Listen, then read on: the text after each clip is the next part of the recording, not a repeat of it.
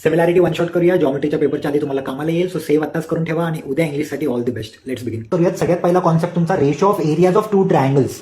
दोन ट्रायंगल जर असतील, ट्रायंगल एबीसी आणि triangle P Q R, A D is the height of the first triangle, P S is the height of the second triangle, B C is the base of the first triangle, Q R is the base of the second triangle, then the ratio of their areas is equal to ratio of the products of their heights and bases. हा basic concept आहे. आता हा important concept आहे triangles with same height and same basis. सगळ्यात पहिले आपण same हाईटचं example घेऊया. Triangle ABD, triangle ABC. दोन्ही ट्रायंगल्समध्ये जर तुम्ही नीट बघाल ना, पॉईंट ए कॉमन आहे.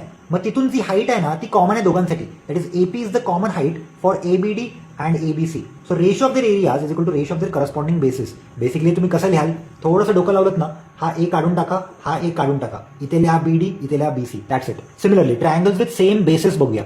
एबीसी डीबीसी, इथे बघा बीसी बीसी दोन्ही पण सेम आहेत, म्हणजे त्यांचा सेम बेस आहे. ए बी सीचा बेस बीसी, डी बी सीचा बेस बीसी. त्यांचे हाईट्स वेगळे आहेत, म्हणून ratio of their areas will be equal to ratio of their corresponding heights. इथे ए आणि इथे डीएफ. सेम बेसमध्ये तुम्हाला कॉमन बेसवाले क्वेश्चन्स पण दिसतील. फक्त तुम्हाला करस्पॉन्डिंग हाईट्सचा रेशो घ्यायचा आहे when it comes to ratio of the areas of the two triangles. आणि अजून एक गोष्ट लक्षात ठेवा, जर दोन लाईन्स पॅरलल असतील आणि त्यांची कॉमन बेस असेल पीक्यूआर एसक्यूआर, तर दोन्ही ट्रायंगलची बेस पण कॉमन आहे आणि because they lie between the two parallel lines त्यांची हाईट पण सेम असणार. They have equal heights as well as same bases. आता बेसिक प्रोपोर्शनॅलिटी थिअरम बघूया. In a triangle if line D is parallel to BC then AD by DB, AD by DB is equal to AE by EC. ह्याच्यावरती पण questions एक्झाममध्ये generally येतात. Converse काय आहे, जर रेशिओज equal असतील तर हे दोन लाईन्स पॅरलल असणार. प्रूफ एकदा तुम्हाला बेसिक प्रोपोर्शनॅलिटी थिअरमचा बघून घ्यायचा. आता थिअरम ऑफ अँगल बायसेक्टर आपण बघूया. इथे CE is the bisector of angle ACB. So AC by CB, AC by CB is equal to उलटीकडे AE by EB, AC by CB, AE by EB. असं तुम्ही याला लिहू शकता. And then you have property of three parallel lines and transversals. इथे तीन line parallel आहेत. मग AC by CE is equal to BD by DF. This is property of three parallel lines and transversal. याला basic proportionality theorem लिहू नका.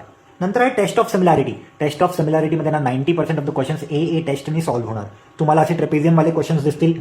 हे दोन lines parallel, मग तुम्ही वर्टिकली ऑपोजिट अँगल्स आणि ऑल्टरनेट अँगल्स ए टेस्ट. इथे पण vertically opposite angles, alternate angles A test. इथे असे 90 डिग्रीवाले अँगल्स दिसतील तुम्हाला आणि हा common angle between the two triangles. अशा टाईपचे क्वेश्चन्स पण तुम्हाला दिसतील. सो बेसिकली तुम्ही हे क्वेश्चन्स भरपूर बघितले असतील. 90% of the problems are solved by angle test of similarity. And then SS म्हणजे दोन साईड्स प्रपोर्शनमध्ये असतील आणि मधला अँगल इक्वल, आणि एसएसएस म्हणजे तिन्ही साईड्स प्रपोर्शनमध्ये असतील. हे तुम्हाला हॉट्समध्ये जास्त दिसणार नाही. हॉट्समध्ये जास्त करून ह्याच्यामध्येच प्रॉब्लेम्स तुम्हाला दिसतील. And then finally you have theorem on areas of similar triangles. एक क्वेश्चन पक्का गॅरंटी लिहून घ्या, तुम्हाला एक्झाममध्ये ह्याच्यावर येणारच येणार. जर दोन ट्रायंगल सिमिलर असतील तर ratio of their areas is equal to ratio of the square of their corresponding sides. Triangle similar असणं कंपल्सरी आहे, मगच ratio of areas is equal to ratio of square. इथे स्क्वेअर घ्यायचे साईड्सचे पण करस्पॉन्डिंग साईड्स. सिमिलॅरिटी सेव्ह करा.